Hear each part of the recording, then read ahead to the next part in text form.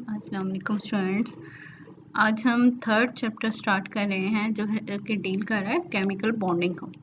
Start में इस chapter में हम इंट्रोडक्शन के बारे में देखेंगे और उसके बाद ionic bond, covalent bond, coordinate covalent bond, metallic bonding, hydrogen bonding या मॉलिक्यूलर ऑर्बिटल थ्योरी के बारे में स्टडी करेंगे। ठीक है, ये पहले दो चैप्टर से ज़रा लेंथी है और बड़ा इम्पोर्टेंट जो है चैप्टर भी है।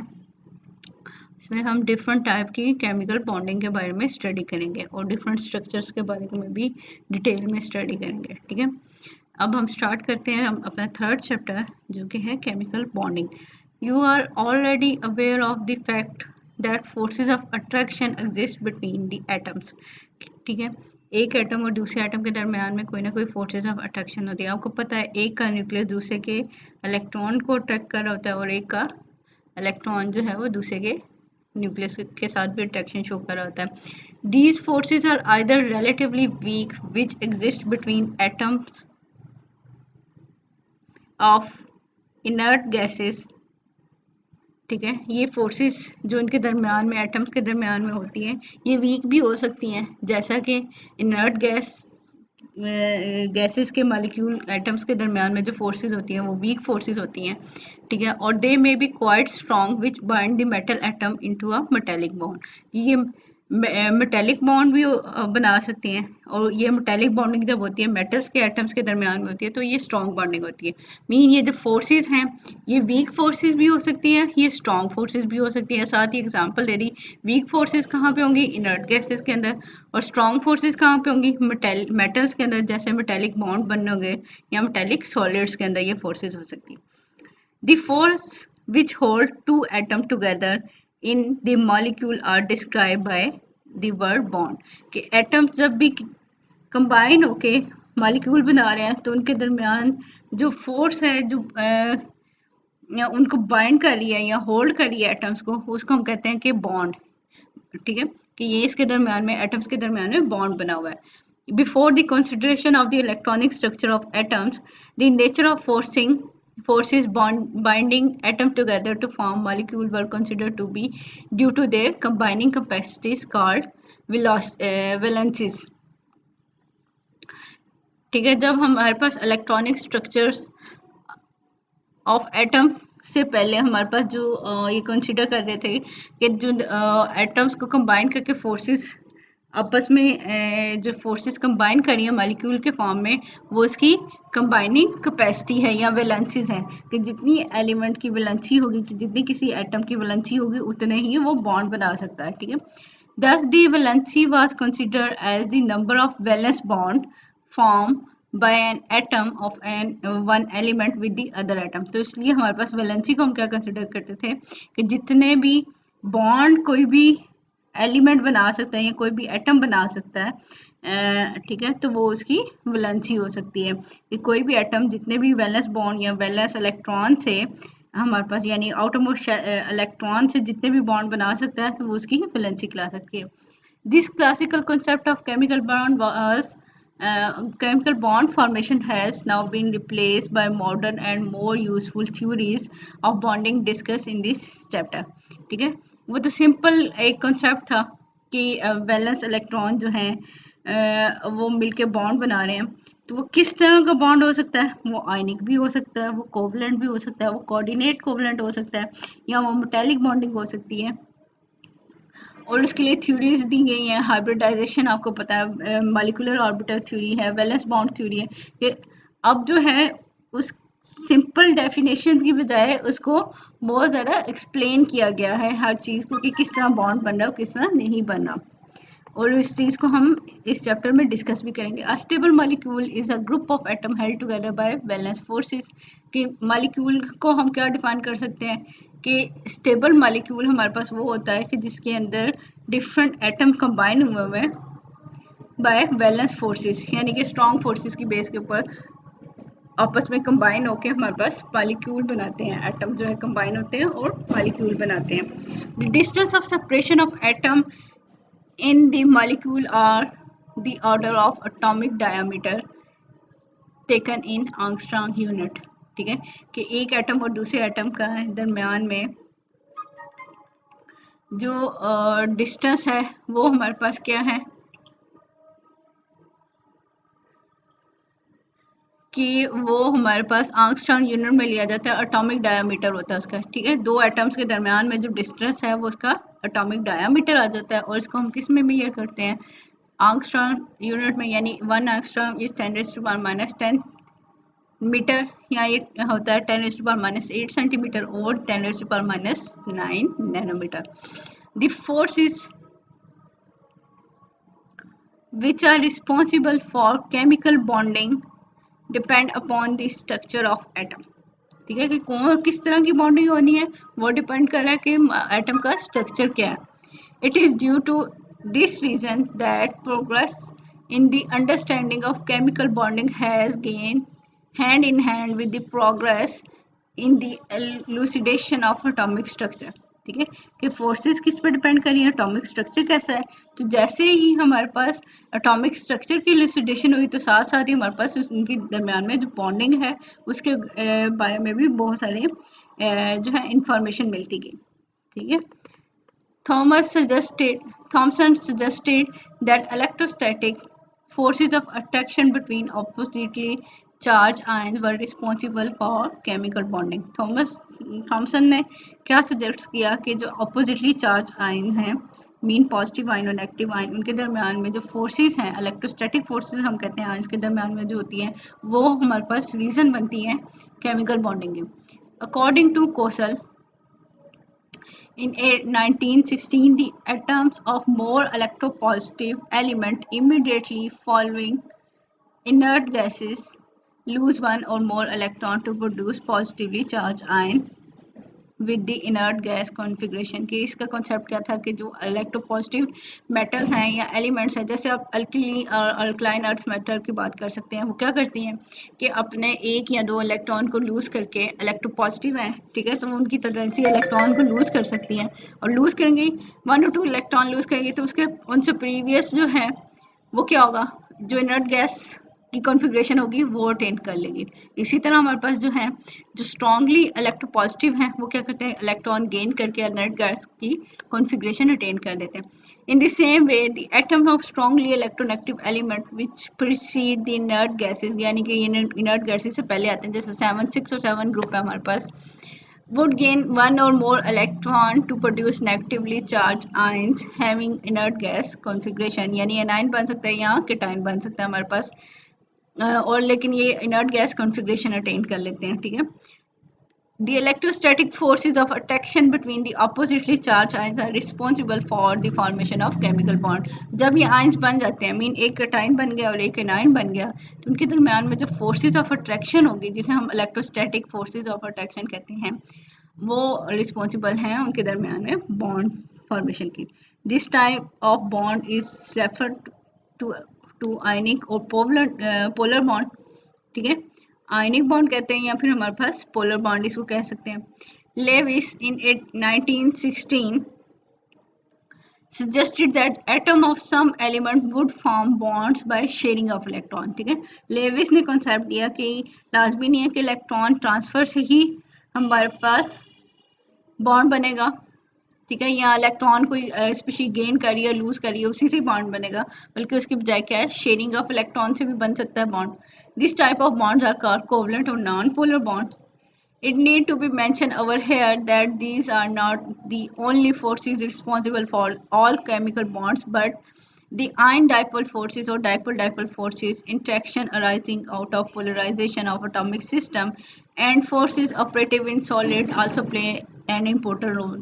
लाजमी नहीं है कि हमारे पास सिर्फ आयनिक बॉन्ड ही होते हैं और कोवलेंट बॉन्ड ही होते हैं, इसके अलावा कोई और बॉन्ड होता ही नहीं है। वो ये कह रहे हैं कि यहाँ पे हमारे पास और भी बहुत ज़्यादा फोर्सेस होती हैं जो कि बॉन्डिंग में हेल्प कर रही होती हैं, या उनका भी अपना एक रोल है। ठीक है, कि वो भी कंसिडर करना चाहिए हमें उनको, वो जैसे डाइपोल फोर्सेस हैं, या जैसे हाइड्रोजन बॉन्डिंग आ जाती है और इंट्रैक्शन ड्यू टू पोलराइजेशन आ गई है, या फिर आयन डाइपोल फोर्सेस है, ये भी हमारे पास इनका भी एक इम्पोर्टेंट रोल है हमारे पास। ठीक है, हमें इनको इग्नोर नहीं करना चाहिए। Following discussion will deal with the simple concept of electron transfer and electron sharing and a brief treatment of other types of bond। ठीक है, यहाँ पे हम जस्ट स्टार्ट ले रहे हैं, ठीक है, केमिकल बॉन्डिंग का। When atoms combine to form molecule, they come close together and interact in such a way that the energy of system is low।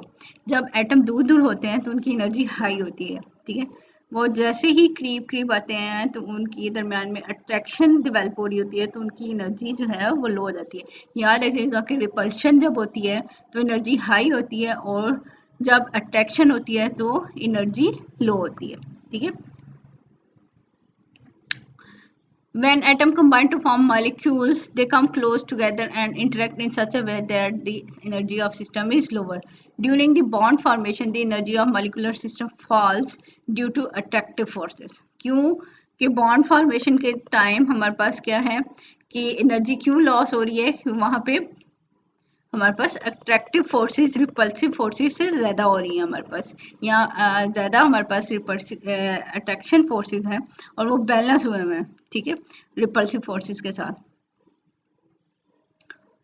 It continue to fall until the two atoms come so close that the nuclear repulsion of the system go through minimum and show a rise afterward। अब जब atoms आपस में एक दूसरे के करीब आ रहे हैं तो हम ये कह रहे हैं उनकी एनर्जी लो होती जाएगी, ठीक है, क्योंकि उनके दरम्यान में अट्रैक्टिव फोर्सेस इंक्रीज होती जा रही है। तो एक ऐसा डिस्टेंस आएगा, एक ऐसा पॉइंट आएगा जहाँ पे जो अट्रैक्टिव फोर्सेस हैं और रिपल्सिव फोर्सेस हैं वो बैलेंस हो जाती हैं, ठीक है। अब वो बैलेंस क्या होती है कि आपको पता है अट्रैक्शन किसके दरम्यान में है, पॉजिटिव आयन की जैसे न्यूक्लियस है, एक का न्यूक्लियस दूसरे के इलेक्ट्रॉन के साथ, या दूसरे का न्यूक्लियस है पहले वाले के इलेक्ट्रॉन के साथ, इस तरह की अट्रैक्शन हो सकती है। और रिपल्शन किसमें हो सकती है, एक एटम के इलेक्ट्रॉन दूसरे एटम के इलेक्ट्रॉन के साथ रिपेल करेंगे एक दूसरे को, या एक का न्यूक्लियस दूसरे के न्यूक्लियस को रिपेल करेगा। तो जब बॉन्ड बनता है ये दोनों अट्रैक्शन और रिपल्शन बैलेंस होती है, ठीक है। अब अगर जहाँ पे बॉन्ड बन गया, अब हम चाहे अगर हम ये कहें कि हम उस मिनिमम डिस्टेंस से भी थोड़ा सा और करीब लेके आए एटम्स को, तो क्या होगा, उनके दरमियान में रिपल्शन ज़्यादा होना शुरू हो जाएगी, और जब रिपल्शन ज़्यादा होगी तो क्या होगा, एकदम से एनर्जी इंक्रीज हो जाती है, ठीक है, वहाँ पे भी बॉन्ड नहीं बनता। वो इसलिए यहाँ पे कह रहे हैं कि जब एटम कम क्लोज होते हैं तो उनके दरमियान में इंटरन्यूक्लियर जो डिस्टेंस है वो मिनिमम होता है, लेकिन जैसे ही उनकी न्यूक्लियर रिपल्शन थोड़ी सी ज़्यादा होगी, यानी कि बहुत ज़्यादा क्लोज कर दिया, एक इस टाइम पे तो मिनिमम है, लेकिन उसके बाद क्या है, फिर इंटरन्यूक्लियर जो डिस्टेंस है कम करने से उनकी न्यूक्लियर रिपल्शन ज़्यादा हो जाएगी और एनर्जी तेज़ हो जाती है। The energy is minimum at the equilibrium internuclear distance RE। यहाँ पे हमारे पास जब इक्विलिब्रियम आता है तो उस पे मिनिमम एनर्जी होती है, यहाँ आपको दिखाया जा रहा है, ठीक है। ये अगर मैं आपको ये ग्राफ बताऊं, ए पॉइंट है, ठीक है, उससे आप ये कह दें कि हमारे पास क्या है कि जब दो एटम आपस में करीब आ रहे हैं तो क्या हो रहा है, आहिस्ता आहिस्ता वो ए पॉइंट से उनकी एनर्जी क्या होती जा रही है, डिक्रीज हो रही है, ठीक है, डिक्रीज होती जा रही है, और मिनिमम पॉइंट पे कहाँ पे आ रही है, RE के ऊपर, ठीक है। ये जो डॉटेड लाइन RE यानी इक्विलिब्रियम डिस्टेंस पे उनकी एनर्जी लो है। अब हम क्या करें, और ये उसका इंटरन्यूक्लियर डिस्टेंस भी आ जाएगा, यहाँ वैल्यू आपको दी गई है, इंटरन्यूक्लियर डिस्टेंस या बॉन्ड लेंथ की वैल्यू R=0 से लेके R इंफिनिटी तक है, और जो बॉन्ड बनता है वो RE के ऊपर बनता है, ठीक है, इक्विलिब्रियम पोजीशन पे जो बॉन्ड है उससे अगर हम राइट वाली साइड पे जाएंगे तो स्ट्रेचिंग होना शुरू हो जाएगी, और उससे हम लेफ्ट वाली साइड पे जाएंगे तो हम बॉन्ड को कंप्रेस करें, यानी एटम्स को कंप्रेस कर रहे हैं, ठीक है। अब ये देखो कि अगर हम स्ट्रेच कर रहे हैं, मीन राइट वाली साइड पे जा रहे हैं, तो इंटरन्यूक्लियर डिस्टेंस जो है R इक्विलिब्रियम से ज़्यादा होगा और एनर्जी भी ज़्यादा होगी। इसी तरह अगर हम बॉन्ड को कंप्रेस कर दें, यानी दोनों एटम्स को एक दूसरे के और करीब ले आए, तो एकदम से, ये तो आपको पता था ए से हम जब आ रहे थे तो स्लोली स्लोली एनर्जी डिक्रीज हो रही है, और यहाँ पे हम RE से उनका डिस्टेंस और कम कर दें, यानी R=0 वाली साइड पे जाएं, तो एकदम से एनर्जी हमारे पास क्या हो रही है, इंक्रीज हो रही है, ठीक है। तो ये एक ग्राफ आपको ये शो कर रहा है कि यहाँ पे हमारे पास जब भी एटम्स आपस में करीब करीब आते हैं तो उनकी एनर्जी डिक्रीज होना शुरू हो जाती है, क्योंकि उनके दरम्यान में अट्रैक्शन होती है और रिपल्शन कम होती है।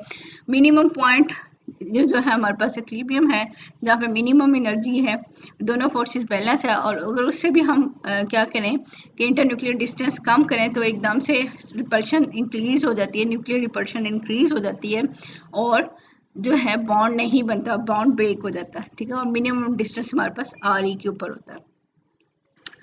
जो कर्व ए में आपको दिखाया जा रहा है, the mean energy is minimum at the equilibrium internuclear distance RE, curve A के अंदर, ठीक है, where the two atoms are held together very firmly with the maximum possible decrease in energy। कि यहाँ पे maximum possible decrease in energy है, यानी सबसे lowest energy है, यहाँ पे bond बना हुआ है।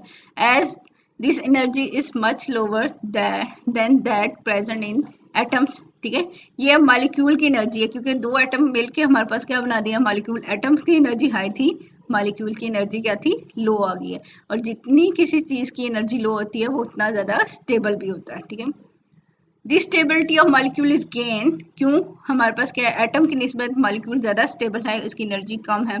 And a chemical bond is form, किस पोजीशन पे केमिकल बॉन्ड बन जाता है। Depending upon the nature of atom it is sometime possible that with the decrease in interatomic distance r the energy increases।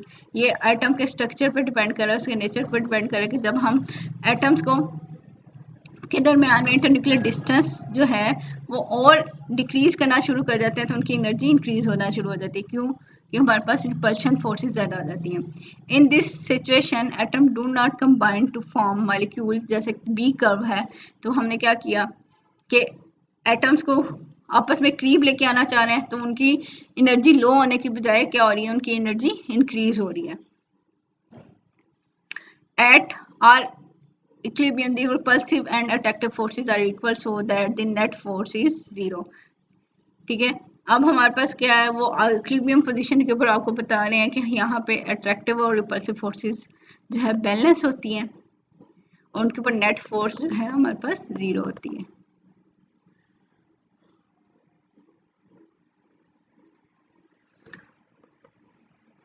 और यहाँ पे डी आपको bond dissociation energy के बारे में बता रहे हैं। कभी आप वाइब्रेशनल एनर्जी को स्टडी करेंगे मॉलिक्यूल्स की, तो आप ये देखोगे कि ये जो ए वाला कर्व है इसी तरह का कर्व बनता है, और डी पॉइंट पे आके मॉलिक्यूल जो है वो ब्रेक हो जाता है, तो यहाँ पे इसे बॉन्ड डिसोसिएशन एनर्जी कहते हैं, ठीक है। कि मॉलिक्यूल आस्ते आस्ते वाइब्रेट कर रहे होते हैं, इक्विलिब्रियम डिस्टेंस उसका जो है आर ई है, और उसके बजाय कहीं पे कंप्रेशन होती है, कहीं पे स्ट्रेचिंग हो रही होती है। अच्छा जी, हमारे पास नेक्स्ट हम देखते हैं nature and types of chemical bond, जो हमने यहाँ पे आई थिंक सारी स्टडी करनी है। तो क्या we shall now consider the following types of bond. First one कि हमारे पास क्या है, आयनिक और इलेक्ट्रोवैलेंट बॉन्ड। सेकंड है कोवलेंट और इलेक्ट्रॉन पेयर बॉन्ड। थर्ड है हमारे पास कोऑर्डिनेट कोवलेंट बॉन्ड और a type of covalent bond, ठीक है। डेटिव बॉन्ड भी इसे कहते हैं, मेटेलिक और नॉन लोकलाइज बॉन्ड कह सकते हैं हम। फोर्थ वन, फिफ्थ है हमारे पास Van der Waals and long range bond. Six हमारे पास क्या है, हाइड्रोजन बॉन्डिंग। एंड सेवन हमारे पास क्या है, इलेक्ट्रॉन डेफिशिएंट मॉलिक्यूल्स भी होते हैं, तो उनके दरमियान में स्टेबिलिटी कैसे आती है, बॉन्डिंग कैसे बनती है, ठीक है। सबसे पहले हम स्टार्ट करते हैं आयनिक और इलेक्ट्रोवैलेंट बॉन्ड से। सिंपल एग्जांपल अपने माइंड में जो है सोडियम क्लोराइड की रखें। सोडियम क्या है, इलेक्ट्रॉन लूज करके जो है वो अटेन करता है इनर्ट गैस कॉन्फ़िगरेशन, और क्लोरीन जो है इलेक्ट्रॉन गेन करके, और इनके दरमियान में जब आयंस बन चुके हैं तो उनके दरमियान में जो इलेक्ट्रो वैलेंट फोर्स हैं, या आप इसे इलेक्ट्रोस्टैटिक फोर्सेस कह सकते हैं, तो उनकी वजह से जो बॉन्ड बन रहा होता है उसको हम क्या कहते हैं, ये हमारे पास आयनिक बॉन्ड है। This type of bond is exhibited by atom which can either lose electron to form positively charged ions, mean cation बना सकें, or gain electron to form negatively charged ions, mean anions, ठीक है। The atom which can lose electron is said to be electropositive or basic, and the atom capable of gaining one or more electron is called as electronegative। हमें मालूम है ये, ठीक है, simple term है हमारे पास। The more electropositive atom has always low value of ionisation potential, कि जितना कोई एटम हमारे पास क्या है मोर इलेक्ट्रोपॉजिटिव है, उसकी टेंडेंसी क्या है, वो इलेक्ट्रॉन लूज करना चाहता है, और जितना इलेक्ट्रॉन इजीली लूज करेगा उसकी आयनाइजेशन पोटेंशियल भी कम होगा। तो इसका मतलब है कि इलेक्ट्रो पॉजिटिव मेटल यानी अल्कली मेटल, उनकी आयनाइजेशन एनर्जी कम है, वो जल्दी से इलेक्ट्रॉन लूज कर सकती हैं and is thus capable of losing electron with greater ease. The electron loss by electropositive atom are completely transferred to other atoms which show greater electronegative कि कंप्लीटली इलेक्ट्रॉन रिमूव हुआ है। अब किसी species से electron remove हो रहा है तो कोई और स्पीशी भी होगी जो इलेक्ट्रॉन वहां से गेन कर लेगी, ठीक है। तो वो जो इलेक्ट्रोनेगेटिव स्पीशीज हैं वो इलेक्ट्रॉन को गेन कर लेंगी और एनाइन बना देंगे। The bond form by complete transfer of electron from electropositive atom of to more electronegative atom is called the ionic or electrovalent bond, ठीक है। the electropositive elements in energy terms should have higher energy states than those of electronegative elements। कि यहाँ पे हमारे पास क्या है, energy states की बात की जाए तो इलेक्ट्रोपॉजिटिव जो आयंस होता है उसकी एनर्जी हायर होती है और दूसरे क्लोरीन की एनर्जी से, तो यहाँ इलेक्ट्रोनेगेटिव एलिमेंट की एनर्जी से। This energy difference will be responsible for flow of electron from high energy states to lower energy states, ठीक है। अब दोनों की अगर एनर्जी सेम हो तो इलेक्ट्रॉन तो ट्रांसफर ही नहीं होगा, तो इसलिए इलेक्ट्रॉन का जो ट्रांसफर है वो हाई एनर्जी स्टेट से लोअर एनर्जी स्टेट की तरफ आ रहा है। तो इलेक्ट्रोपॉजिटिव एलिमेंट्स हमारे पास हाई एनर्जी स्टेट पे हैं और इलेक्ट्रोनेगेटिव जो है वो लो एनर्जी स्टेट पे है, जिसकी वजह से इलेक्ट्रॉन का जो ट्रांसफर होता है।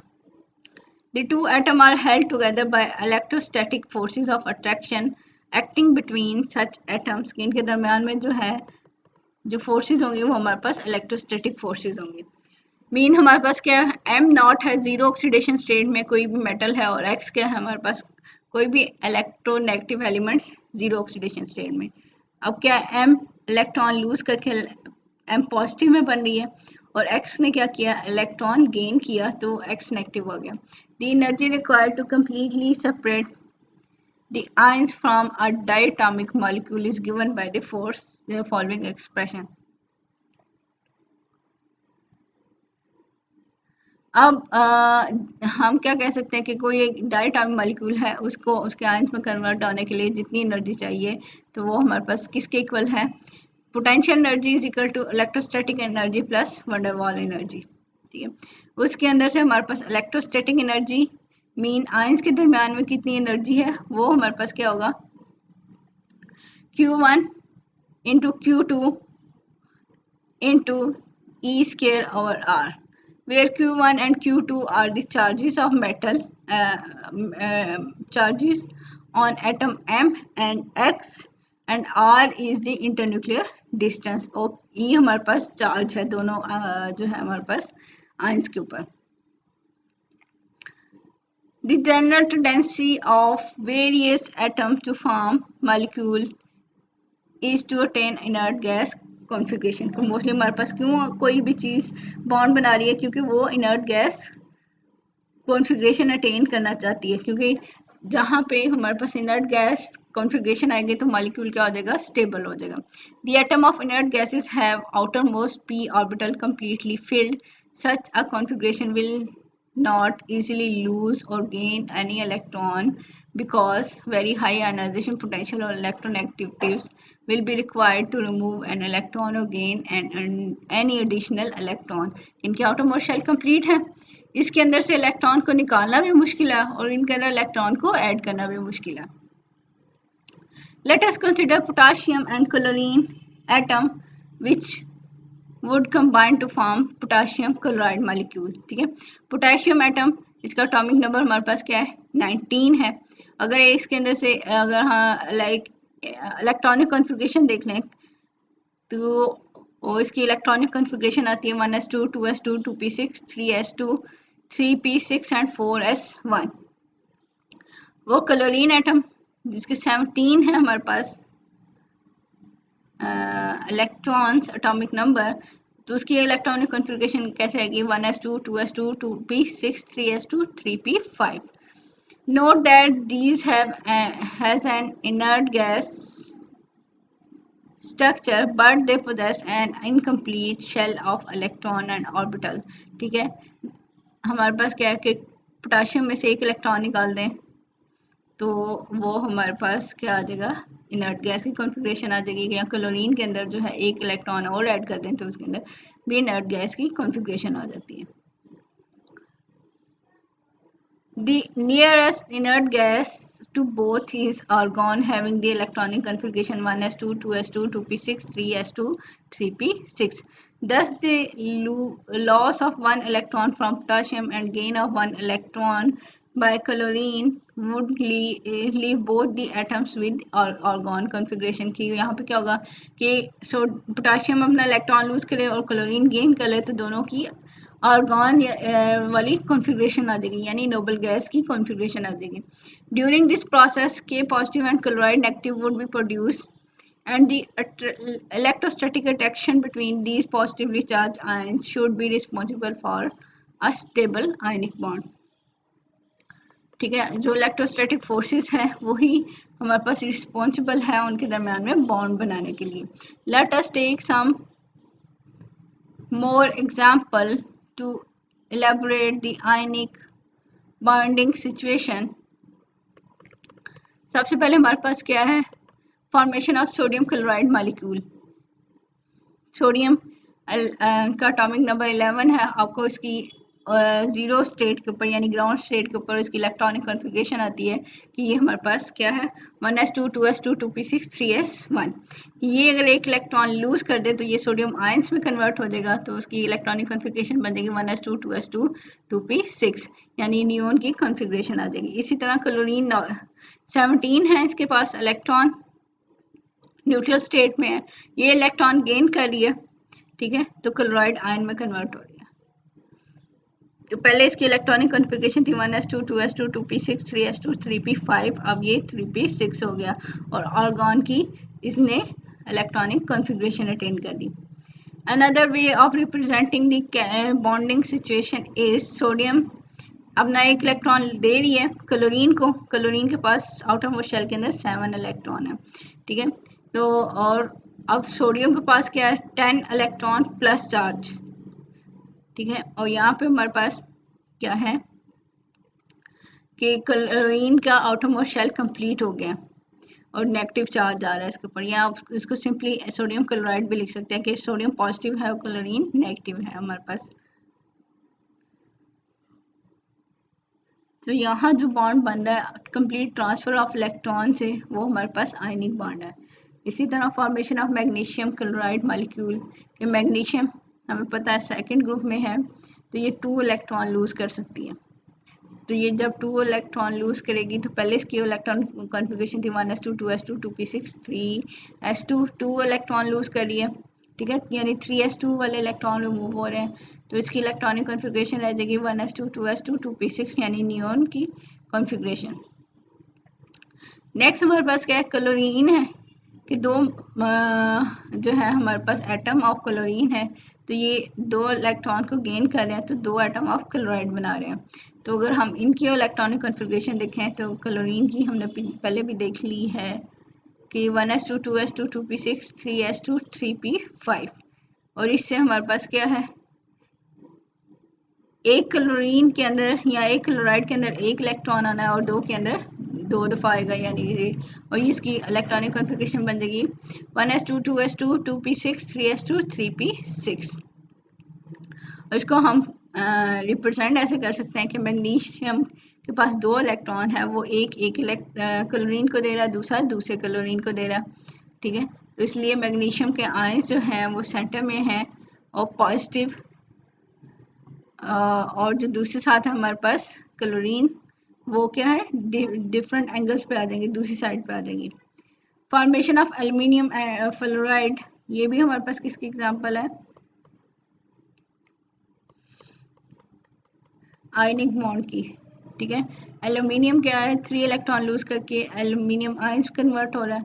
फ्लोरीन हमारे पास क्या है 3 इलेक्ट्रॉन गेन कर रहा है तो 3 फ्लोराइड बन रहे हैं और उनके दरम्यान में जो फोर्सेस ऑफ अट्रैक्शन होगी वो एल्युमिनियम फ्लोराइड का बॉन्ड बनाएगी। The ions such as oxygen -2, fluorine -1, sodium +1, magnesium +2, aluminum +3 with the outer electronic configuration 2s2 2p6 belong to neon configuration। और इन सब की जो है आप इलेक्ट्रॉन गेन और रिमूव कर लें तो इन सब की इलेक्ट्रॉनिक configuration नियोन वाली बनेगी। एंड s2 माइनस ठीक है -2 है सल्फर। इसी तरह -1 chlorine, potassium +1, calcium +2 belong to argon configuration। Various positive ions do not attain inert gas configuration after the ionic bond formation, thus transition metal ions show such behavior कि वहाँ पे हमारे पास ionic bond नहीं बन रहा होता या आयनिक बॉन्ड बन रहा है तो वो हमारे पास इनर्ट गैस की कॉन्फ़िगरेशन अटेन नहीं करे। मीन इसकी एग्जांपल हमारे पास ट्रांजिशन मेटल है। Thus transition metal ions show such behavior। For example zinc है, जिंक अपने 2 इलेक्ट्रॉन लूज करके जिंक +2 में कन्वर्ट हो रही है। तो पहले इसकी इलेक्ट्रॉनिक कॉन्फ़िगरेशन क्या है हमारे पास 1s2 2s2 2p6 3s2 3p6 3d10 4s2। अगर ये 2 इलेक्ट्रॉन निकाल रही है तो रिमेनिंग वाला क्या रह जाएगा हमारे पास 1s2 2s2 2p6 3s2 3p6 और 3d10। तो ये तो इलेक्ट्रॉनिक कॉन्फ़िगरेशन इनर्ट गैस की कॉन्फ़िगरेशन नहीं है। क्यों? क्योंकि इसमें d ऑर्बिटल भी इन्वॉल्व है। हमारे पास other ions belonging to this category are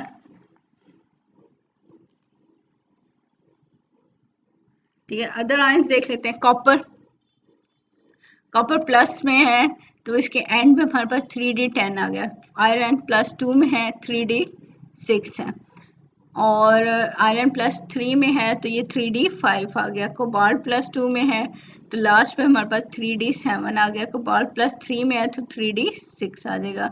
निकल +2 में है तो 3d8 आ जाएगा। मीन जो हमने कहा था कि ये इनर्ट गैस कॉन्फ़िगरेशन अटेन हो रही है वो नहीं अटेन होगी यहाँ पे। Transition metal ions which do not resort to inert gas configuration attain their stability through the formation of complex ions।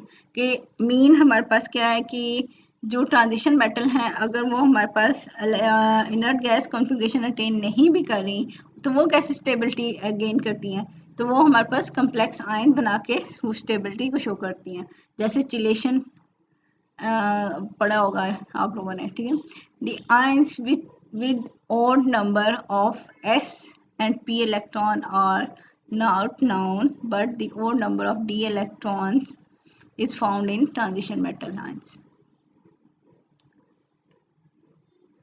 ठीक है कि ट्रांजिशन मेटल आयंस के में जो है डी के अंदर जो इलेक्ट्रॉन की फिलिंग है वो हमारे पास ओड नंबर में हो सकती है। मीन 5 हो सकती है, 7 हो सकती है, 3 हो सकती है, ठीक है ना, इस तरह हो सकती है।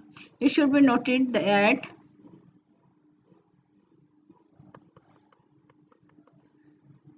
important forces between the atoms or group of atoms are electrostatic in nature। यहाँ पे हमारे पास जो forces हैं वो कौन सी हैं? इलेक्ट्रोस्टैटिक फोर्सेस ऑफ अट्रैक्शन है हमारे पास इनके दरमियान में।